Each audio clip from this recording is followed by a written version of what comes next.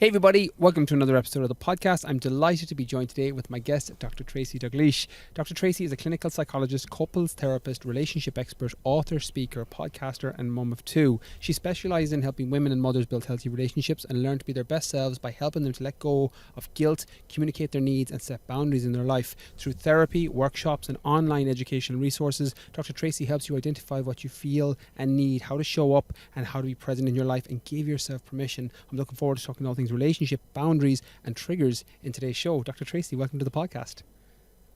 Thank you so much for having me here, Brian. It's such a privilege to be able to sit with you, especially across the pond, across the water. Yeah, I've been such a huge fan of your Instagram page. I've been following it for a while now. I found it off the back of a podcast I did with Dr. Sarah Reardon, the Vagina Whisperer, who's putting out great content. And I came across your stuff from that. And I've got loads of your reels saved when it comes to relationship advice. And I'm really looking forward to today's podcast. But I want to jump straight in. And it's a bit of a no holds barred question to get us opened with. But I think it works as a nice little jumping off point. When it comes to relationships, Tracy, what do you see as the most important thing? Or is there a hierarchy of needs that you think people need to think about? And then we'll use that as a jumping off point. Yeah, that is such an important question. So here's the thing, Brian, is that people come to me and they say, we're arguing about the kids, we're arguing about sex, in-laws, and we want to improve our communication. And I have to say that that's the upstairs stuff. That's the tip of the iceberg. Because underneath that, what we're really looking for in our relationships, what is most important is knowing that we are important to the people that we love, knowing that we matter to them, knowing that we are enough, knowing that we are enough for them, right? And so when I talk about those kinds of things, I'm looking at our core needs and our attachment longings. That is the most important thing, is that when I go to my partner, they're going to turn to me with kindness and care and compassion and say, I see you, I'm listening, you're important to me. So I like to break this down into kind of four pieces that are really important in relationships. So that connection piece, I'm going to connect with you. I'm going to prioritize our relationship each day and be close with you. I call them my 4 C's. So connection, curiosity. I'm going to always be curious about what's happening for you and curious about what's happening inside of me, because that builds understanding, and building understanding leads to the 3rd C, which is compassion. I'm going to treat you with respect, with kindness, the same way that I would to other people outside of our relationship. And then that last piece is co-creation. Let's co-create our world together. Let's be collaborative. Let's be a team. And I think when we can follow those 4 C's, it really outlines what it is that we're trying to do in our relationships. Why do you think people struggle with any or all of the 4 C's? And I love that, because I saw your reel when you went through this, and it was one of those that just as a kind of a, as you said, tip of the iceberg, but a reminder for me, this is how I need to show up in my relationship with my partner. But why do you think people struggle with the C's? Or is it a case that it's normally one that dominates over the others? Or is it a combination that our relationship patterns, I know in your program you talk about unlearning relationship patterns. Is it something that's just kind of there that we need to just rewire, or how do you find it? Yeah, I mean, could we call it the ego? We could definitely say that. Could we say it's our reactive minds? We build assumptions and perceptions about other people. And that comes from our early childhood experiences of the child that has these unmet needs, right? So everybody in some way has a story of, think about a time when you were 7. So we tend to form our core memories at 7, and something really big was happening and you really needed something and you were upset or sad. And what did you do in that moment? Did you turn to your caregiver and that attachment figure? Did your parents say, oh, buddy, I see you. Like, that's so hard. I'm going to sit with you through this. Or did they say things, which is what I commonly hear, get over it. This isn't a big deal. Suck it up. Listen, there are wars going on. There are real problems out there. You need to suck it up, right? They dismiss, they minimize, they tell us that our needs and feelings aren't important. Or many people in my office will say, I actually don't remember. And I just remember playing in my room all by myself. So when I got hurt, I would just keep it to myself. So we take forward these unmet needs and longings with our first experiences of relationships, of love, of connection with others, and then we build them into our relationship today. And ultimately that builds this disconnection. That's given me a very unintentional segue to something that I was going to come back to later. One of my favorite reels that you made that I saved was, why does my partner's mood impact me so much? And that was one of those, it opened up a bit of a Pandora's box for me, because my partner, Serena, we've been together for years. And something that still to this day gets me is, if her mood is off, I take it very personally. And I had to go back into some uncomfortable truths when it comes to childhood stuff and stuff with my dad and things along those lines that you brought awareness to. But I think it was very important, because it was blind for me. Until I saw the reel, it wasn't even in my mind. Talk to us about things along those lines in terms of partner's mood impacting you, and how that relates potentially to some unmet needs from childhood, just because that's one that really personally connected with me. That one, not just you, Brian, that connected to a huge community of people, of really feeling seen on that. So how do I understand this? As building a healthy relationship, what we're aiming for is interdependence. And interdependence holds two pieces. The one piece is autonomy. I am an individual. I can stand on my own 2 feet. I can say, I really like Taco Tuesday, right? And then when my partner comes along and says, I really want pizza, and you say, great, you get your pizza, but I'm going to have Taco Tuesday. That's my autonomy, my independence, right? And I can say, this is what I like. And just because I like tacos and you want pizza today doesn't mean there's anything wrong with us. Okay, so that is that one piece. But then the other piece is our ability to co-create, which is our intimacy. So we want autonomy, but we also want intimacy. And trying to find the balance between these two things, again, depending on what your early childhood experiences were, can be incredibly difficult. So I view people like two separate boxes. I use my hands. So two individual people. And inside each of you, you have your own thoughts, feelings, opinions, desires, wishes, and values. And your partner has their own. But because of our early childhood experiences, because of our parents doing the best that they could, but they didn't know how to do this, or they couldn't do it for themselves. And if you can't do it for yourself, you can't do it for your children. Instead, what happens is, instead of being a separate person, you lump into the other person. You lose your identity. You fuse with the other person. Some people will say words like codependency, emotional fusion, they all go together there. And in a way, this is our attempts to stay safe. And when I say safety, I mean connected, right? Because if I see my partner in a bad mood and I don't want to say anything, it's because I don't want to upset them further. I don't want to disrupt what's happening between us. I want to somehow stay in a familiar pattern. But what we need to do is we need to co-create. We need to find a way to, and then I put my hands like a link, right? Because we don't lose the separate identity, but we find a way to connect together. And so what happens in childhood then is we didn't learn how to do this.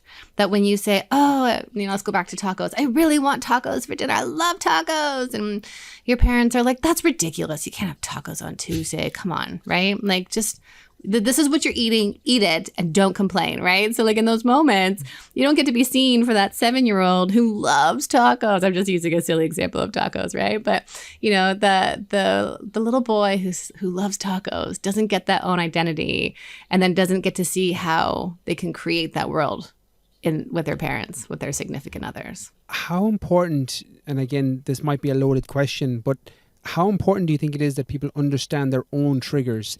And because my default in the past has been automatically to blame the other person, that it's their fault, they've done something, as opposed to seeing it as my reaction to something that's normally a problem. From my experience, Tracy, and I'm sure you've seen this, but in 99 out of 100 cases, whatever the problem I think is the problem in the relationship currently is not. It's from something in the past that I'm now bringing forward, past hurt, past childhood, past relationships that I'm carrying in.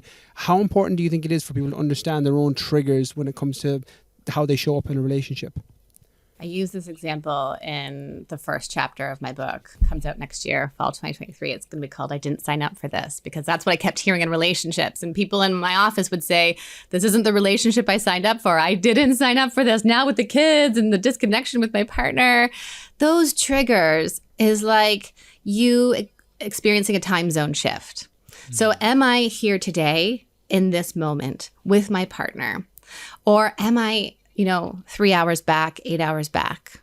Sometimes people are even in the future, right? If we learn to worry and catastrophize about what's going to happen. But when we look back, we are in the past and we are acting from, and we could use all kinds of different words here of like, what could be words? We could say our reactive mind. We could say our adult child, right? So in some way, it's the child inside of us that is protesting in that moment. And so again, there's little Brian sitting at the table saying, why can't you just understand that I like tacos? Like, right? Or, I didn't make the soccer team. Like, it's a big deal, right? And no one is seeing you. And so today in that moment, when your partner doesn't turn towards you when you put out that bid, then it's like, I'm 7-year-old Brian again, and no one is seeing that it really hurts me that I didn't make the soccer or the football team, or right. And so understanding what those triggers are is so important so that we're not shifting time zones and that we can be present with our partner here. And so what we do then is we layer. I always love the analogy like sunglasses. And Brian, I use a lot of imagery and analogies because it always helps make something really real and concrete. I love for the me. ones that you use, by the way, and it helps. Oh, thank you. Thank you. It's like sunglasses. So you're back in your old time zone. Your parents gave you a sunglass, a blue pair of sunglasses, or maybe even the wool coat. I love the wool coat one, right? They've given you this, and now here you are showing up in your relationship today, and you're looking at your partner with the blue sunglasses.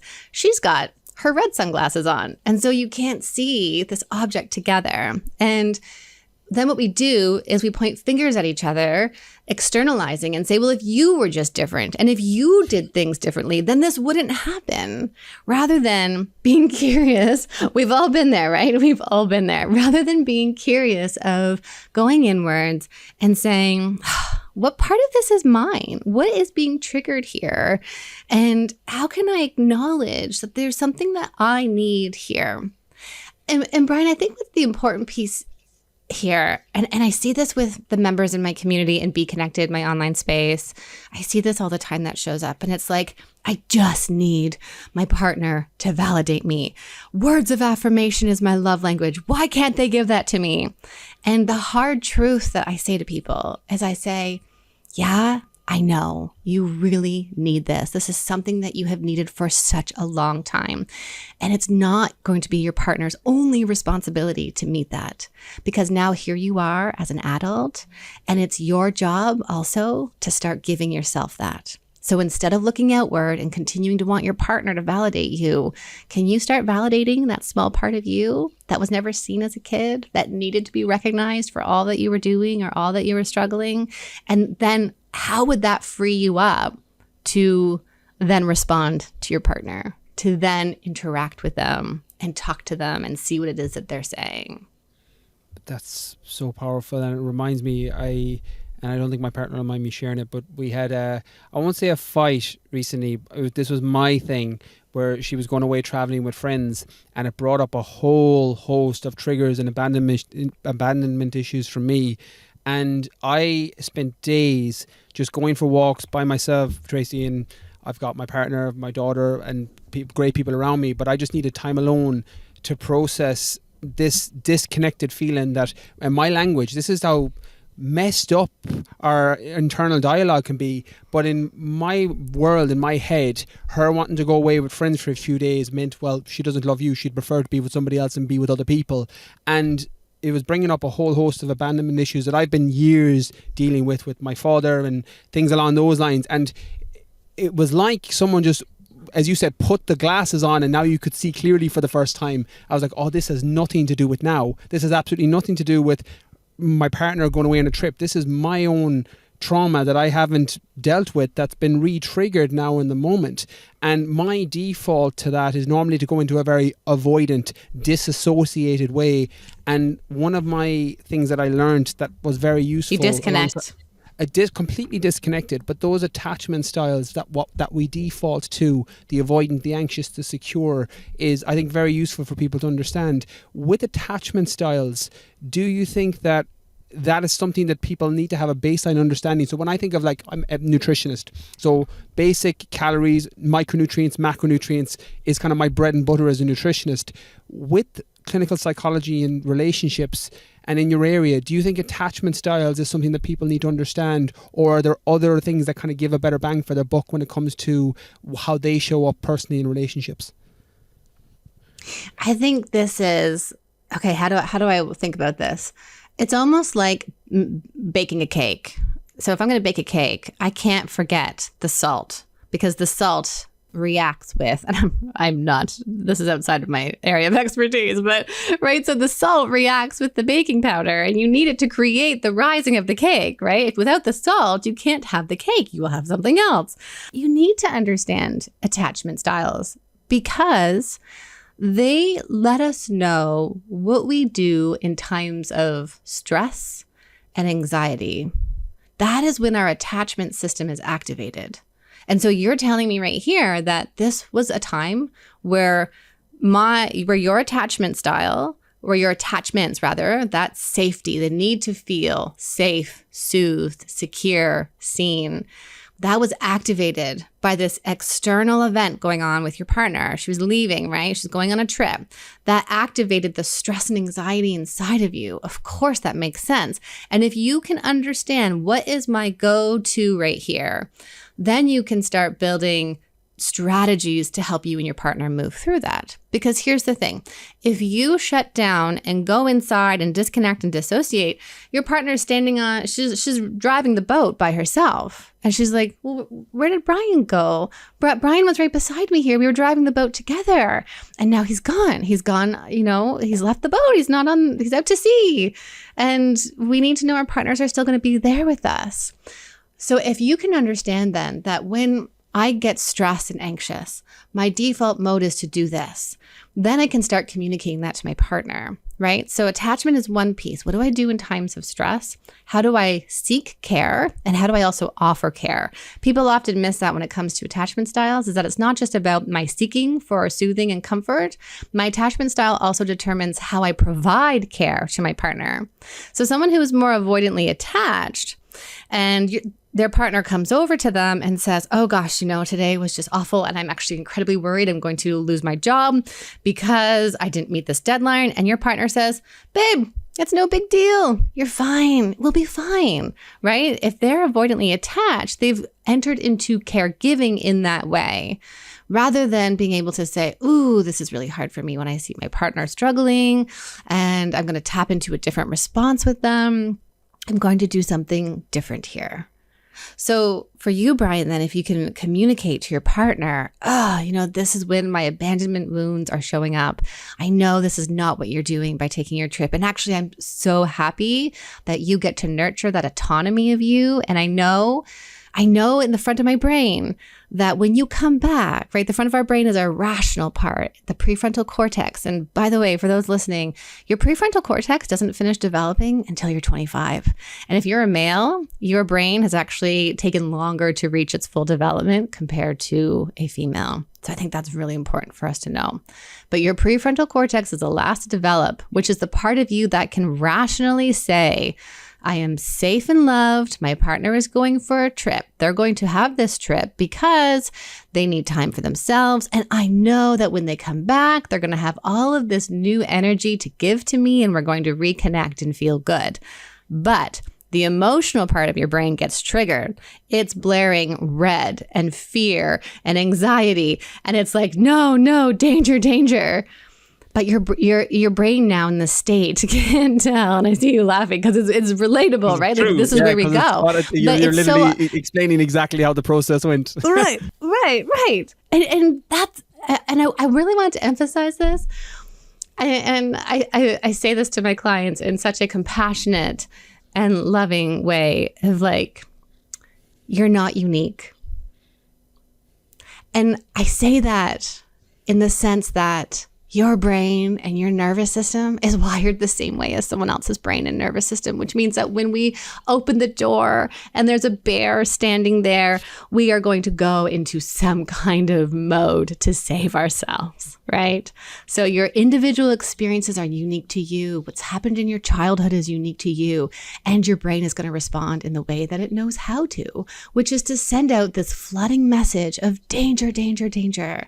And so then, Brian, when you learn what your triggers are and you learn what your attachment style is and you learn kind of the sticking points of communication, right? So if you tend to like outwardly go, oh, you don't love me, you're never there for me, you go into like blame and criticism. You can put all of this together and then start to say to your partner, oh gosh, I can really feel this like triggering inside of me. I can't make sense of it yet. I'm going to go for a walk and come back later and let's talk about it. Right? And then you can do the work inside of you, or you can ask your partner for a hug because hugs are soothing for our nervous systems. It's funny that you mentioned like that alone time, going for the walk, something that I have to do quite regularly. And as somebody that has spent years kind of identifying and working through some of those core wounds when it comes to relationships, abandonment, etc., I know that if I ask 100 people, they're going to have a different response to how I'm having the response right now. So I know that it's specific to me and subjective to me, meaning that when something happens with my partner, if she wouldn't react the same way, I'm like, oh crap, this is my thing I need to deal with. I'm like, this isn't a human nature issue. This is a Brian issue that's being triggered now. And I think something that I wish I knew 10 years ago, 15 years ago, and there's people listening to this podcast in different age brackets, 25, 35, 45, that if I had known that a lot of this is your own stuff that comes up, is straight away it gives you some of that ownership and responsibility to potentially make some positive change with it. And I know that you have a program on this, so I'll link it for people in the show notes because they can go through this. I'll also link up the webinar and the podcast, I'm Not Your Shrink. But the program is Unlearning Relationship Patterns and Improving Communication.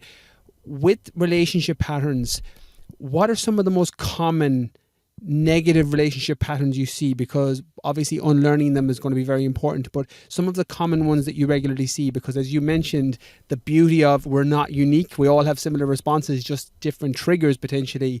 There's a lot of overlap in what can support people and help them. So can you talk to us about that?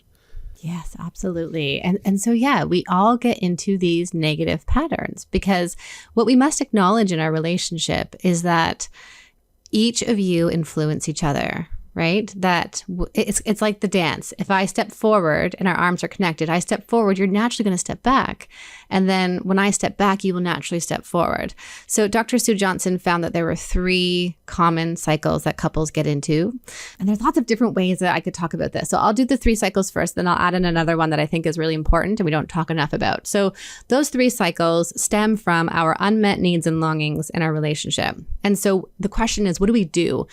There are a set of couples, and I want people to understand that this isn't just oh, that's me, I always do that. Remember, humans are flexible and like we need to think of context. We need to think of the function of something, and we need to kind of remember that we're all going to go through stages and change depending on what's happening in our lives. So the first cycle is a blame cycle. It's like pointing the finger at the other person and you're constantly one-upping each other. So you put out the bid, you say, you didn't do the dishes. The other person's like, oh yeah? Well, you didn't take the garbage out last week. And then the other person went, oh yeah, well, I've been doing bedtime all week. What have you been doing? Right? So it's like one-upping each other. And underneath that, really, there are 2 people who are just trying to be seen and understood. Okay? Common cycle. The second one is a pursue, defend. Dr. Johnson calls it the polka dance. And really that is the as I step forward, you step back, or the analogy I like to use. It's like one partner knocks on the door. Hello, are you there? Are you there? I need you, I need you. And the other partner on the other side either gets defensive or they shut down and withdraw, right? But the more you shut down and withdraw, the more the other person bangs on the door. The more that person bangs on the door, the more the other person shuts down and withdraws. Right? So then the third cycle is a freeze and flee. Now, this couple in my office, I will see them and I'll say, so tell me, how was the week? Oh yeah, it was good. It was fine. And, both partners will look at each other nervously, neither one wanting to bring up the fight. Okay, well, did you talk about the homework? No, we're not going to talk about the homework. Why would we do that? We don't want to fight. So these are 2 people who feel very anxious in their relationship at rocking the boat. And underneath that, there are deep fears of being unworthy and unlovable, but neither one of them bring it up. That brings me to a point, Brian, though, is that if you are sitting with another couple and the moon pattern aligns and you happen to be talking about your relationships, great, because relationship chat is healthy. We all struggle at some point. I wish more people would talk about their difficulties. So here's the thing. When that couple says, oh, we never fight, I don't want you to hear that as we don't struggle in any way, because everybody bumps up against somebody else in some way. So those are the 3 common cycles. The other one that I like to talk about is the overfunctioning and underfunctioning cycle. And that, again, is a way to deal with how do we get close with somebody? How do we deal with our independence and our closeness? And naturally, there's one person in a relationship that takes up a lot of space and the other person doesn't. I describe it like two bubbles in a closed-in room. I think of my therapy room, my office here. And one person, naturally, their bubble gets bigger and bigger. They're a caretaker. They take responsibility for the kids. They carry the mental load. Tends to be the women in terms of managing the relational load, the household load. They're over functioning. And as their bubble gets bigger, what happens to the other bubble or the other balloon in the room? It has to get smaller. So that person underfunctions.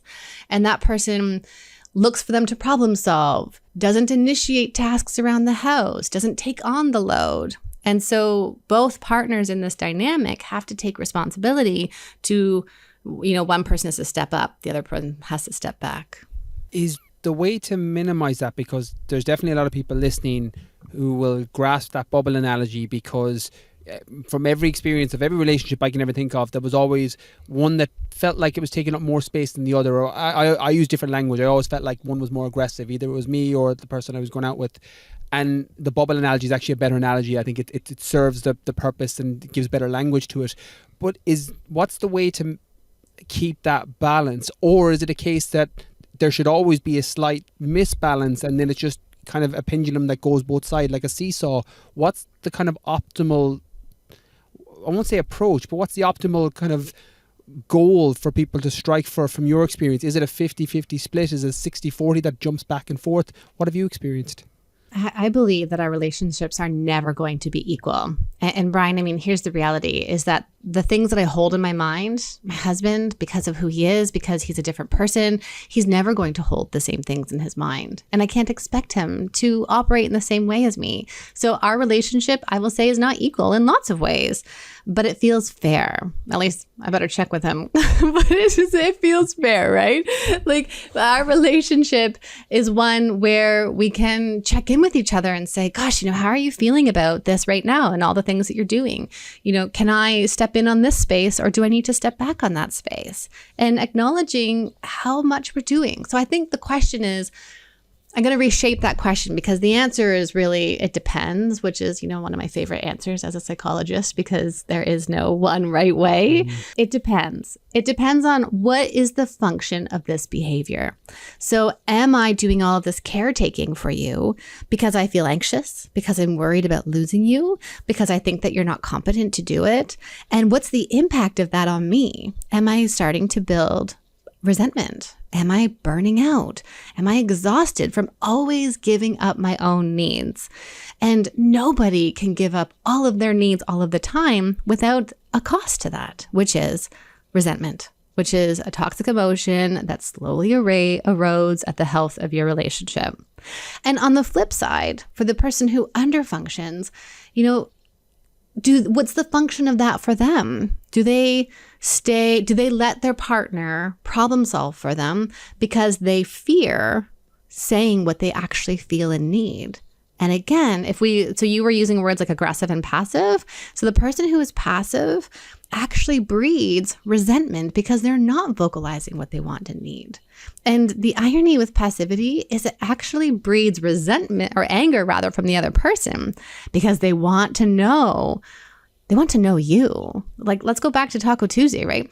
Every Tuesday, your partner says, hey, Brian, what do you want for dinner? And you're like, I don't know. You choose. I'm good. You choose. Okay, great. I get to choose, right? Like that could be a very exciting and fulfilling thing early on in a relationship. But then at year 10, come on, Brian, just choose what you want for dinner. Is it Taco Tuesday or pizza?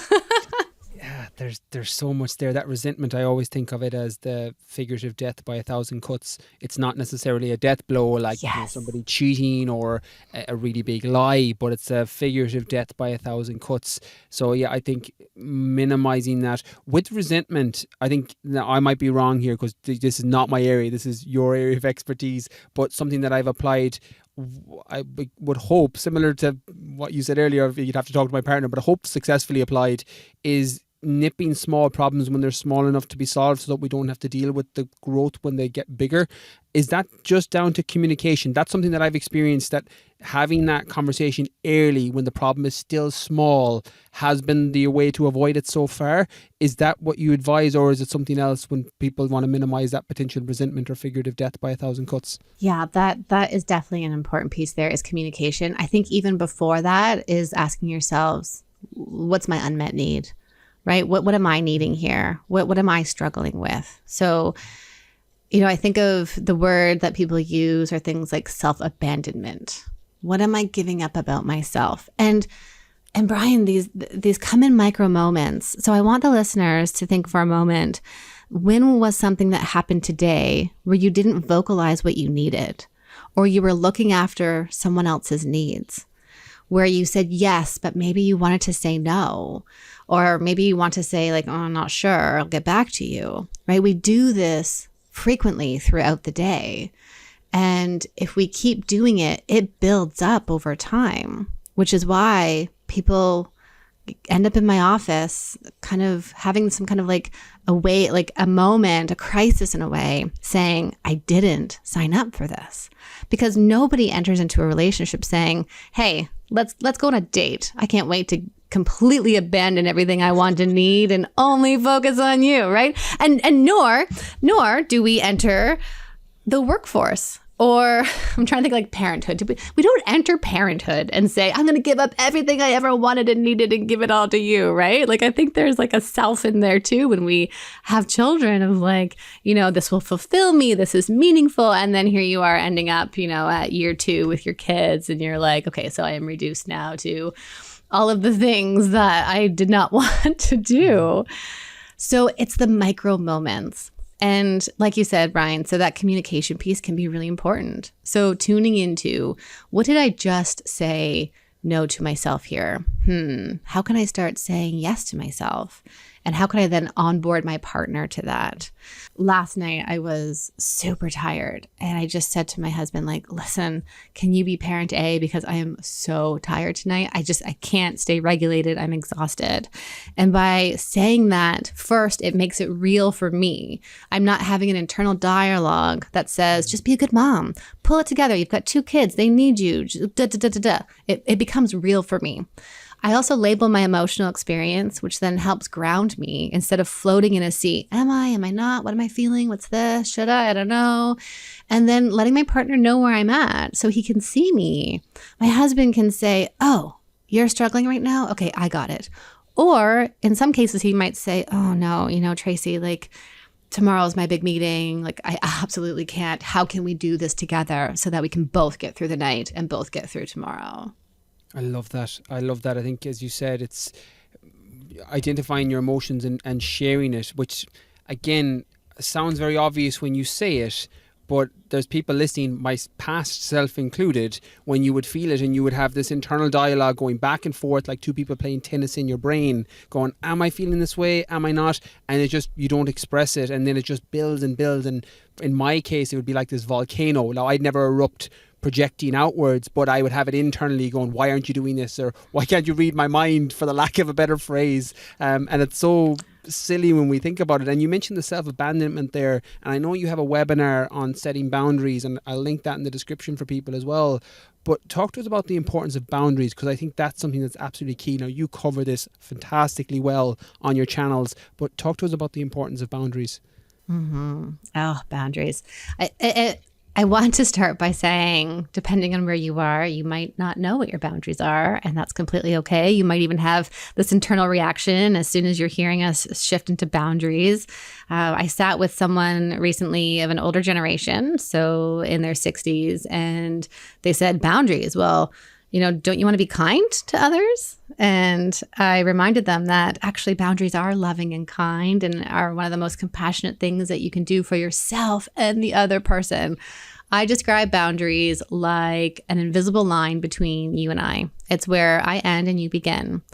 And one of the biggest hangups that people have around boundaries is when they say things like, but they don't respect my boundaries. And you don't get to control whether someone else respects their boundaries. All you get to control is whether you are respecting your own boundaries and whether you're holding them. Because ultimately what we're talking about here when we say boundaries is what I want to happen and what I don't want to happen in our relationship together. For those who struggle with boundaries, and one of my friends used to tell me that, and I loved the line that boundaries are the gift we give ourselves that we share with everyone around us. And with boundaries, it's something that I really struggled with in the beginning. What advice do you offer people to kind of go from 0 to 1 when it comes to setting up boundaries within a relationship?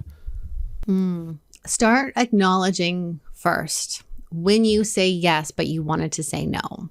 And even for myself, and I want to normalize that we are all on this lifelong journey of discovering our boundaries, that you don't show up one day and say, I've done it, I've made it, I've evolved, I'm awakened, and I'm never going to struggle again. No, absolutely not.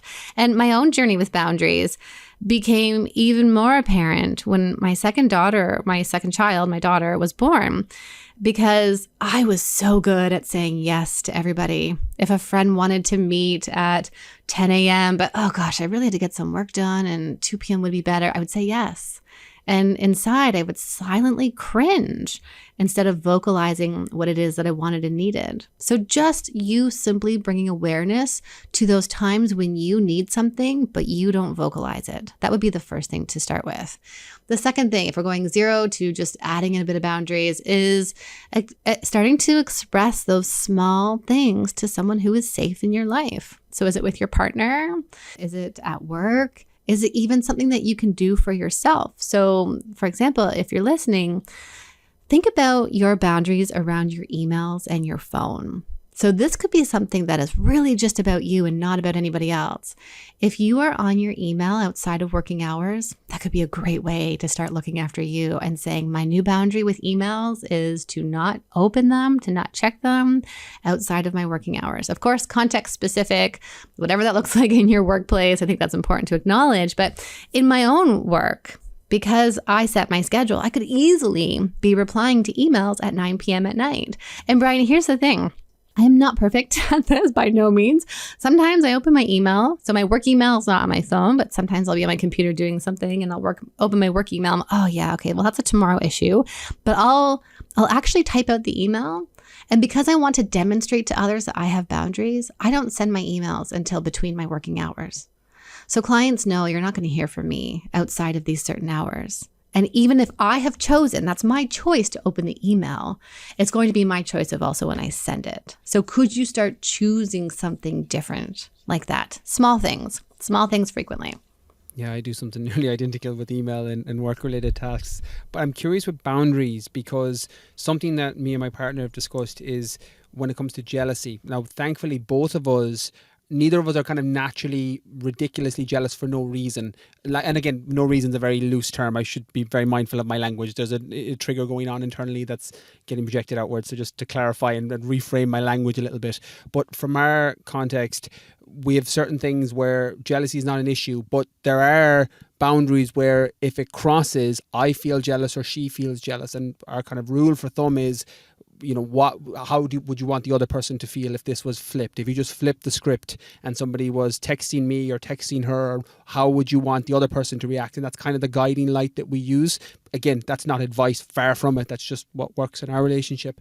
But with jealousy, is that something that you see regularly when it comes to relationships? And thankfully, this isn't something I've experienced firsthand. I think probably my avoidant natural attachment style lends itself to moving away from that. If anything else, I have to probably be a bit more on the other side. But is jealousy, and the only reason I bring it up is because when I think boundaries, I think, well, jealousy is the first thing that comes to mind with that in terms of setting up the boundaries around it. How have you found the clients you've worked with, the people you work with, the people who are following you online? Is jealousy something a lot of people struggle with? And if so, what, and again, a Pandora's box of a question, I know, but what are some of the things that people can do to potentially bring some awareness to it in terms of how they can positively impact it? I think the first thing I want to offer people listening is that you recognize that this is a normal human emotion and that there's absolutely nothing wrong with you feeling jealous. We were sold the message that you should never feel jealous, and yet it makes sense of why somebody feels jealous. So jealousy says to me that you have a loss of something or the potential loss of something. which makes sense of why you would feel jealous, right? So if I could lose our safety and security because you're talking to somebody else, yeah, I'm going to feel jealous. That's really hard. And I think that's important of how you're connecting this to boundaries of being able to talk about what is it that I want and need. And sometimes is it even about your own self in terms of something you have to do, right? So let's see. Let's enter, we are opening Pandora's box, but let's add sex into the mix here, which is a big topic. Let's save it for another conversation one day. Be happy to sit with you again, Brian, but let's just, throw this one in here. And maybe you and your partner are having different desire levels and you haven't been having sex as frequently. And maybe there's even this kind of jealous feeling when your partner's going out and doing something. Well, what part of this could you own? Are you stepping into the relational arena with your partner? Are you initiating? Are you identifying what really turns you on and what excites you and what you want to happen with your partner, right? So I think if we could understand jealousy as another piece of information, just like we would with anger, sadness, pain, anxiety, fear, worry, happiness, right? All of these emotions give us information into what it is that we need.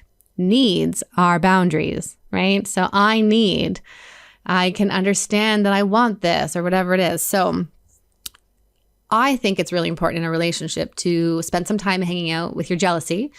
My advice would be to not show up and this is with any those difficult emotions, right? Like I say to couples, if you're feeling resentment, it's probably not so good to show up to your dinner that night and say, I resent you, right? Like I'm so jealous of, but I think you need to spend time in that feeling yourself and understand, what is this trying to tell me?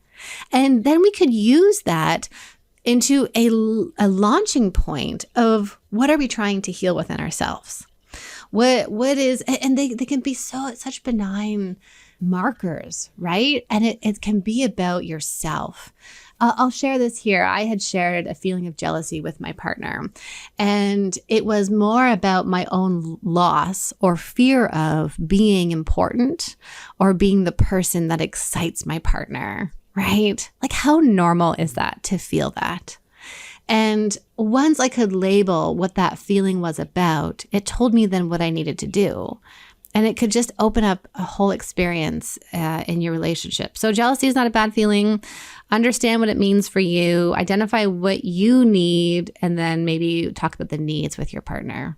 Amazing. Tracy, I know we're coming to an end now, and I've just got one final question. And as I mentioned, I'm a huge fan of your content, your Instagram page, Dr. Tracy D. I'm going to link for people in the description. I'll link the webinar, the program, the podcast, everything, the website as well as drtracyd.com. But I just have one final question.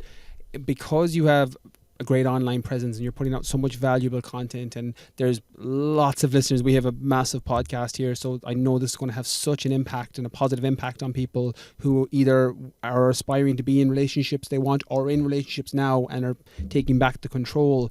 But if you could put up one message for everybody who's in a relationship across social media, think of Instagram, an Instagram post or a reel, and you could have one message to everybody on that platform who's in a relationship, what would you say to them?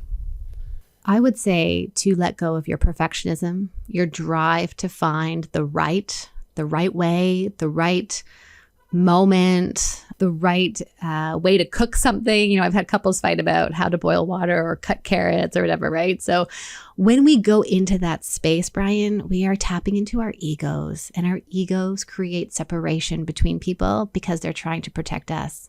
So stop trying to be perfect and tap into you making mistakes, being authentic and vulnerable with others, showing up you and sometimes messy you, and then trusting that the most important thing you can do in your relationship, which was probably not modeled to you as a kid, is to learn how to repair, how to go back. Can I swear? Is it okay if I swear? Yeah, we swear a lot on this podcast. We haven't done any in this episode. Okay, good. Okay.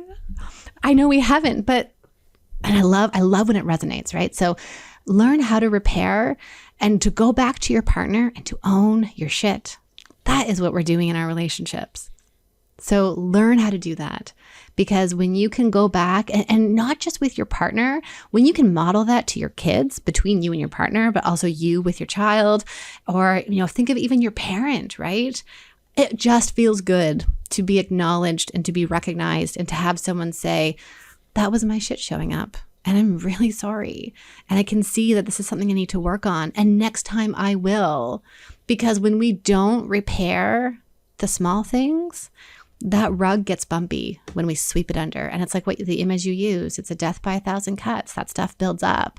So don't be perfect in your relationship. Don't try to, push all that stuff away. Be messy, authentic, vulnerable, and learn how to do a really good repair.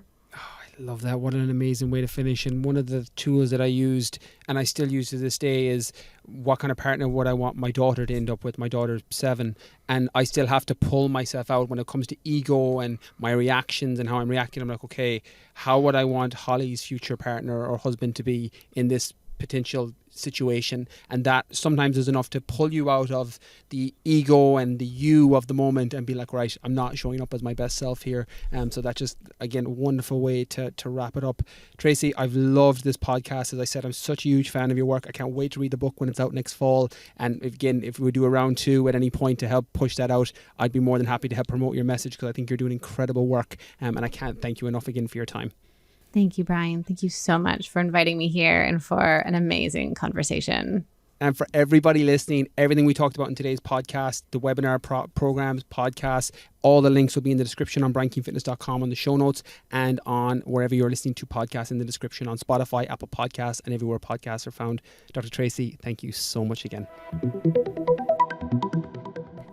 There you have it, relationship expert Dr. Tracy Dalgleish on unlearning relationship patterns, understanding your emotional triggers, and the importance of clear boundaries. As I mentioned in the intro, this is one of my favorite podcasts that I've done. I learned so much from this episode. I'm definitely going to be going back with a notepad and pen. I get so much from Dr. Tracy's Instagram page, and we got to go deep and dive into a lot of different topics in today's podcast. So I'm so grateful I got to have this conversation. Hopefully you got as much from it as I did. Be sure, if you did, pass it on to any family members or friends who you think will benefit from it, or even your partners.